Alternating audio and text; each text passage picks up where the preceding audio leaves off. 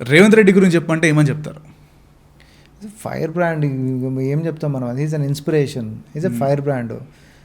ఈరోజు నిజం చెప్పాలంటే ఈరోజు ఆయన మీద నాకు ఇంకా ఇంకా ఇంకా కూడా అభిమానం పెరుగుతుంది. ఎందుకంటే చుట్టూ సమస్యలని కావాలని తాత్కాలికమా అది ఎప్పటికి ఉండేటటువంటి వానంటే ఖచ్చితంగా తాత్కాలికమే.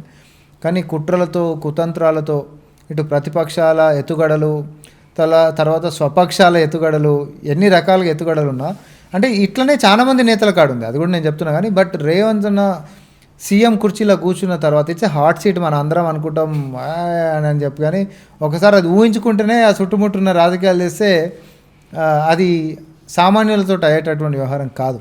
ఖచ్చితంగా ఇవన్నిటిని కూడా తట్టుకుంటా ముంగడి పోతుండే చూసినా అది ఇంకా ఇంకా కూడా యంగ్స్టర్స్ ఇన్స్పైర్ చేస్తుంది. ఇగో ఇట్లనే ఒక మంచి ఆలోచన సంకల్పంతో హైడ్రా తెచ్చిన, లేకపోతే యంగ్ ఇండియా స్కిల్ యూనివర్సిటీ తెచ్చిన, స్పోర్ట్స్ యూనివర్సిటీ తెచ్చిన, లేకపోతే టీజీ న్యాబ్ డ్రగ్స్ని ఉక్కుపదం మోపేది తెచ్చిన, లేకపోతే ఒక పక్క సంక్షేమాలు ఇచ్చుకుంటా ఒక పక్క ఆర్థికంగా పరిస్థితే బాగాలేకపోయినా కూడా రూపాయి అనేటటువంటిది ఒడిచి పట్టుకొని మరి ప్రజలకు అందించేటటువంటిది. ఆయన ఓ పోలీస్ స్టేషన్కి పోతే క్యూఆర్ కోడ్ తోటి ప్రజలు ఏకంగా అధికారులతోటి వారి యొక్క ఫిర్యాదులు చేసేటటువంటి పారదర్శక పరిపాలన తీసుకొని వచ్చిన, లేకపోతే ప్రకృతి బాగుండాలని చెప్పి మూసి ప్రక్షాళనన్నా లేకపోతే ఇంకే అంశాలను తీసుకొని వచ్చిన, పేద పిల్లలు బాగుండాలని చెప్పి పౌష్టికాహారం మీద తీసుకునేటటువంటి చర్యలైనా, లేకపోతే భవిష్యత్తు తరాలు బాగుండాలనేటటువంటి ఇచ్చే కొలువులైనా ఏ అంశాలల్లో కూడా ఆయన తీసుకుంటున్నటువంటి దానికి రాళ్ళని ఇసురుతున్నటువంటి ప్రతిపక్షాలని ఒక్కొక్క రాయిని ఆయన తీసేసుకొని మళ్ళీ కూడా పేర్చుకుంటా ప్రజల్లో మాత్రము నేనున్నా అనేటటువంటి భరోసాను ఆయన ఏదైతే కల్పిస్తుండో ఇక దానికి మాటలలో చెప్పనీకి ఏముండదు. బట్ ఖచ్చితంగా అట్లాంటి నేత అట్లాంటి కష్టాలని చూసిన తర్వాత మాత్రం యంగ్స్టర్స్ నాసంటి వాళ్ళు ఇంకెక్కువ ఇన్స్పైర్ అవుతారు. అదే కేసీఆర్ గురించి చెప్పంటే ఏమని చెప్తారు? ఫామ్ హౌస్ అయినా స్వార్థము, ఫామ్ హౌస్ ఏముంటాయి ఆయన, అప్పుడు ఫామ్ హౌసే ఇప్పుడు ఫామ్ హౌస్. ఆయన ఎంతసేపు ఆయన ఇంట్లో కూర్చొని ఆయనకేం కావాలని ఆలోచిస్తుంటాడు.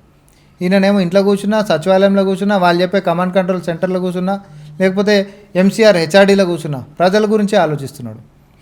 కేసీఆర్ ఆలోచించింది ఏంది ఒకటి చెప్పు అనంటే పాండబోలలో గంజాయి పొట్లాలని చెప్తాను నేనైతే. అవునా కదా? లేకపోతే ఆత్మహత్యలు, ఆయన పేరు రాజు చచ్చిపోయినటువంటి ఆత్మహత్యలు అని చెప్తా. ఎందుకంటే ఆయన సొంత సర్పంచులు చచ్చిపోయారు, ఆర్టీసీ కార్మికులు చచ్చిపోయారు, విద్యార్థులు చచ్చిపోయారు, నిరుద్యోగులు చచ్చిపోయారు. చచ్చిపోనోళ్ళు ఎవరో చెప్పు, అసలు బీఆర్ఎస్ హయాంలో చచ్చిపోనోళ్ళు ఎవరు చెప్పు? ఆ రాక్షస పరిపాలన వద్దనుకోనే కదా ఆ గడిలు కూలగొట్టాలనేటటువంటి దాంతో తిరుగుబాటు వచ్చి వాళ్ళని ఫామ్ హౌస్కి పరిమితం చేశారు. సో కేసీఆర్ గురించి ఉద్యమం టైంలో ప్రజలని రెచ్చగొట్టేటటువంటి దాంట్లో మాత్రం నిష్ణాతుడు. ఇప్పుడు కూడా అదే ఆర్ట్ అనేటటువంటి కుటుంబం మొత్తం ప్రయత్నం చేస్తూ ఉంది అబద్ధాలతో. కానీ ఈసారి చెల్లుబాటు కాదు. వాళ్ళు ఏందో, వాళ్ళ పరిపాలన ఏందో, వాళ్ళ నీతి నిజాయితీ ఏందో అనేటటువంటిది తెలంగాణ ప్రజలకి మారుమూల ప్రాంతంలో ఉన్న పిల్లలని కూడా తెలుసు. ఇంకోటి, కాంగ్రెస్ పార్టీని బీఆర్ఎస్ చుక్కలు చూపిస్తుందని అని నేనంటే మీరు ఒప్పుకుంటారా? ఏ చుక్కలు? సోషల్ మీడియాలో కానీ మీరు ఏది తీసుకొచ్చినా కానీ దాన్ని కౌంటర్ అటాక్ ఇస్తూ ఉంది సోషల్ మీడియా కానీ ఎక్కడ చూసుకున్నా కానీ. అంటే వాళ్ళ దృష్టిలో చుక్కలు అంటే ఏమో నాకు తెలియదు, కానీ బీఆర్ఎస్ పార్టీ అనేది ఖచ్చితంగా వాళ్ళు చేసేటటువంటి మంకీ ఐటమ్స్ తోటి మాకు మాత్రం స్టార్స్ అంటే రేటింగ్ ఉంటుంది కదా, 5 స్టార్ రేటింగ్ అయితే చూపిస్తుంది. థ్యాంక్ యూ అన్న, థ్యాంక్ యూ ఫర్ హ్యావింగ్.